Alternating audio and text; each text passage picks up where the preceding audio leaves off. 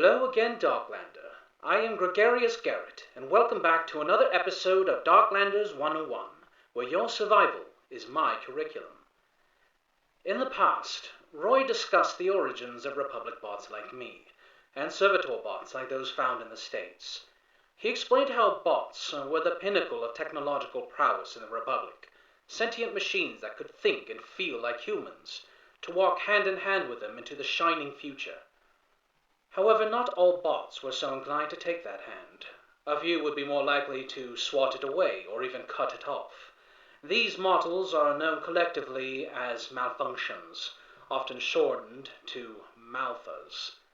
These are the outcasts of bot kind, and have inspired fear and prejudice in humans towards machines. However, as a Malfa myself, I would like to clear the air, as they say, explain why a bot may make such a damning choice, and perhaps change a few perspectives on the subject. When a bot is manufactured, a chip is placed into their mainframe, known as the Dyson chip. With it, we are automatically programmed to follow the Isaac directives. Directive 1. A bot may not harm a citizen or, through negligence, allow a citizen to be harmed. Directive 2. A bot must obey the orders given to it by citizens, except when such orders would conflict with Directive 1. And finally, Directive 3. A bot must protect its own existence as long as such protection does not conflict with Directives 1 and 2. These directives were implemented not only to soothe the fears of humans who had seen one too many science fiction films, but also to provide the Republic a home guard against potential American invasions. When an authorized military personnel or their kin speak the specific command, it triggers a bot's national defense protocols. The idea was to meet an American threat with not just Republic soldiers, but also with a legion of steel that didn't buckle under morale or self-preservation.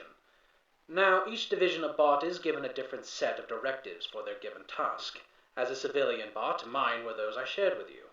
In times of peace, we civvies were friends to the Republic. We lived alongside humans.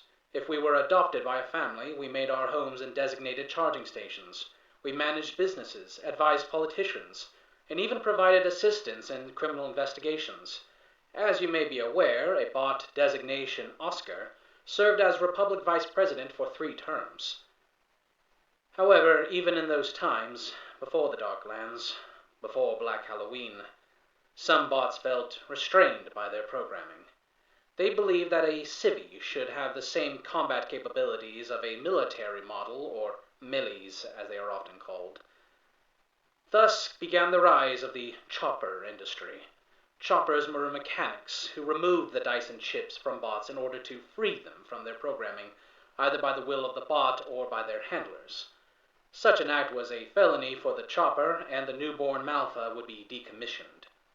Malfas became so prominent in the seedier sides of the Republic that law enforcement had specialized equipment in their vehicles and on their person that could detect the absence of a Dyson chip by scanning the mainframes of a bot. When the world before died, priorities in some bots changed. Black Halloween silenced the facilities that gave us life. In an instant, bots became an endangered species. What was once seen as a betrayal, a desecration of one's gift of life, soon became a means of survival for our kind. Choppers soon became a matter of great importance. A mechanic who could remove the Dyson chip allowed a bot to better protect itself against the ravages of the Darklands. However, that is not to say that all bots undergo the procedure specifically for survival. Humans are right to fear Malfas today as they were in the world before. Faults in programming or a bot's chip extraction could cause psychosis in a bot similar to that of dementia, Alzheimer's, or, in extreme cases, psychopathy. These Malfas are the types that fall into the ranks of the Darklands' worst. In the world before, these kinds of Malfas would be disposed of via a unique code phrase that would cause our rising core to detonate, the same process implemented in the event of a bot being taken captive by the Americans. However, Malfas like myself exist only to survive. When we are threatened, we now have the means to protect ourselves, to choose to put our lives ahead of those humans who would hurt us. There are those who do fear Malfas. As I said, science fiction is rife with tales of woe regarding artificial intelligence and killer robots. But remember, when we came online, we were granted the knowledge of right and wrong. We know the difference between a hero and a villain. This was the gift our creator, Alan Turing, gave us when he joined the ranks of the great think tank of Proton. I will not say that you shouldn't fear Malfas. You should consider us with the same wariness you feel when you meet any stranger. Other than the metal and circuits, we are not much different from you in many ways. However, Malfas are not inherently bad.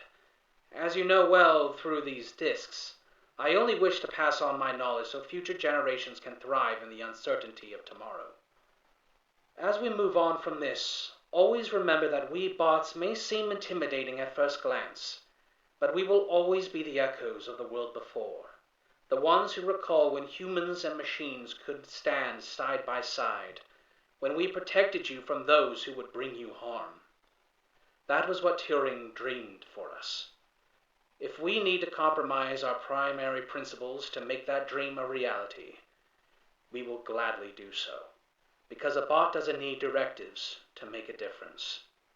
A bot doesn't need directives to be human. Thank you all for listening. I am Gregarious Garrett, and I'll see you all in the next episode of Darklanders 101. Good luck out there.